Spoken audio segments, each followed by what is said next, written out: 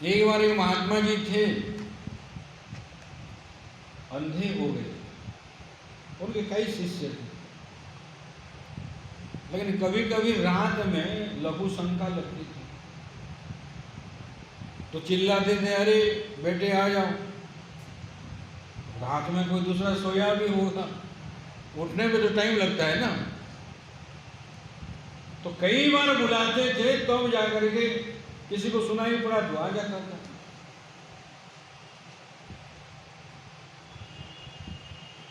तो एक बार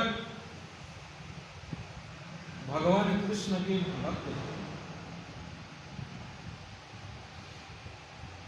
वो एक दिन रात में बुलाए, कोई नहीं आया, जो शिष्य है कोई आए नहीं। तो भगवान को याद किया कि प्रभु क्या खाट पे टट्टी पेशाब करना।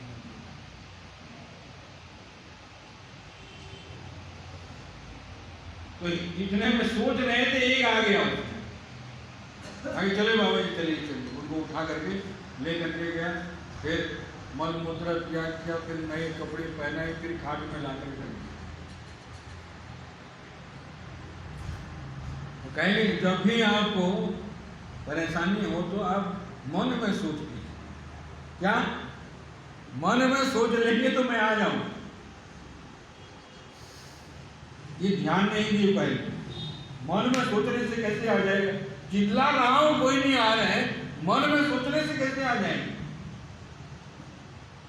ये वो विचार करने लगे, यार ये कौन हो सकता है?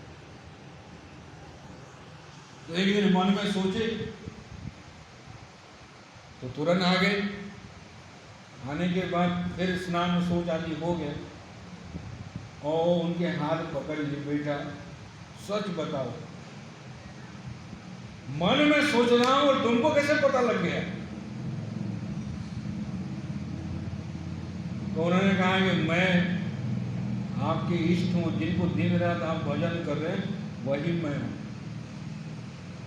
वो तो देख नहीं सकते थे, उनको चक्षु दिए, दर्शन कराए।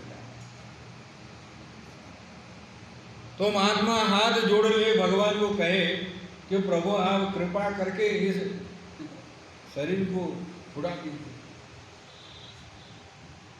भगवान ने कहा शरीर तो छूट जाएगा, दूसरा शरीर फिर मिलेगा, दूसरा शरीर फिर मिलेगा, क्योंकि ये जो कर्म है ये फल देगा।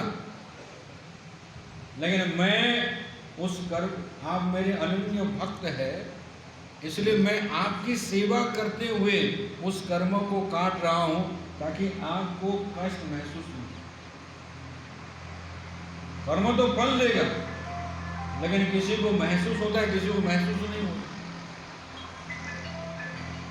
तो जो कर्म है, एक तो मंद प्रारब्ध है, तीव्र प्रारब्ध है और तीव्रतम प्रारब्ध है।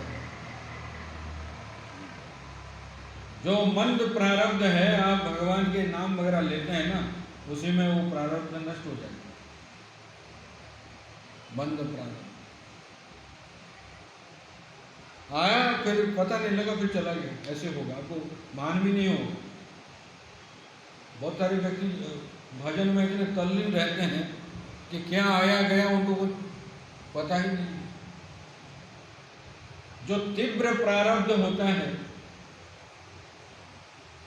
आप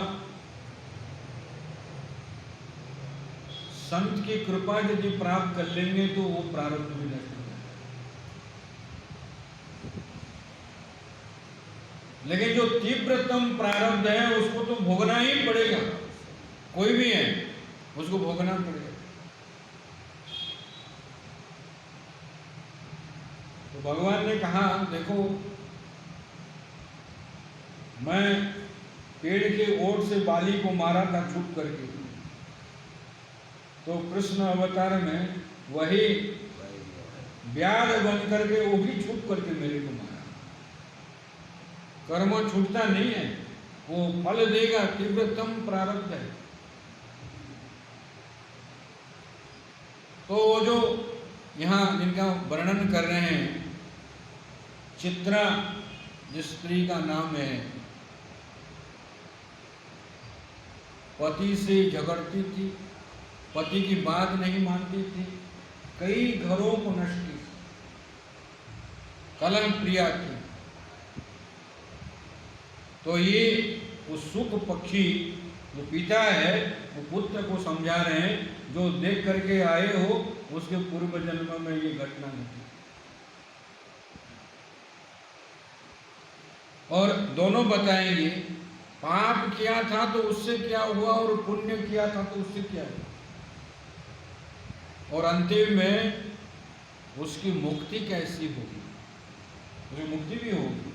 देखो जो संसार में आया है ना, मुक्ति तो मिलेगी उसको, लंबी प्रक्रिया से जाएगा लेकिन मुक्ति मिलेगी। तो इसलिए उसकी मुक्ति भी कैसी होगी ये भी यहाँ बताएं। तो पाप पुण्य और अंतिम में मुक्ति तो किस प्रकार है उसका विचार हम लोग परसों करेंगे।